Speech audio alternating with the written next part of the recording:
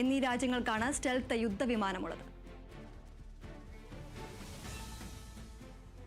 നിലമ്പൂരിൽ ആദ്യ സ്ഥാനാർത്ഥിയെ പ്രഖ്യാപിച്ച് UDF തെരഞ്ഞെടുപ്പിൽ മേൽക്കൈ നേടിയിരിക്കുകയാണെന്ന് KPCC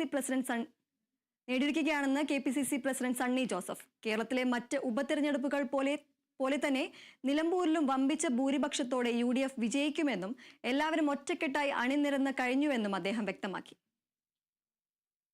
തെരഞ്ഞെടുപ്പ് പ്രചരണ പ്രവർത്തനങ്ങളുടെ തുടക്കം ഇന്ന് നിയോജകമണ്ഡലം നേതൃയോഗത്തോടെ ആരംഭിച്ചിരിക്കുകയാണ്. പ്രവർത്തന പരിപാടികൾ ചോക്കൌട്ട് ചെയ്ത് ഏറ്റവും ശക്തമായ മുന്നേറ്റം നടത്തുന്നതിന് വേണ്ടി ആവശ്യമായിട്ടുള്ള ക്രമീകരണങ്ങൾ യോഗത്തിൽ ആലോചിച്ചിട്ടുണ്ട്. ഇതിനു മുൻപ് കേരളത്തിൽ നടന്ന ഉപതെരഞ്ഞെടുപ്പുകളുടെ ഫലം പോലെ തന്നെ UDFന് വൻപിച്ച ഭൂരിപക്ഷത്തിൽ ജയിച്ചു വരാൻ നിലമ്പൂരിൽ സാധിക്കും. ആദ്യം സ്ഥാനാർത്ഥിയെ പ്രഖ്യാപിക്കാൻ സാധിച്ചു. പ്രചരണ രംഗത്ത് മുൻകൈ നേടി UDF മുന്നോട്ട് പോവുകയാണ്. എല്ലാവരും ഒറ്റക്കെട്ടായിട്ട് UDFന്റെ വിജയത്തിനു വേണ്ടി അണിനിരന്നു കഴിഞ്ഞു. നിലമ്പൂരിലെ UDF സ്ഥാനാർത്ഥി ആര്യാടൻ ഷൗക്കത്ത് തെരഞ്ഞെടുപ്പ് പ്രചാരണം തുടങ്ങി.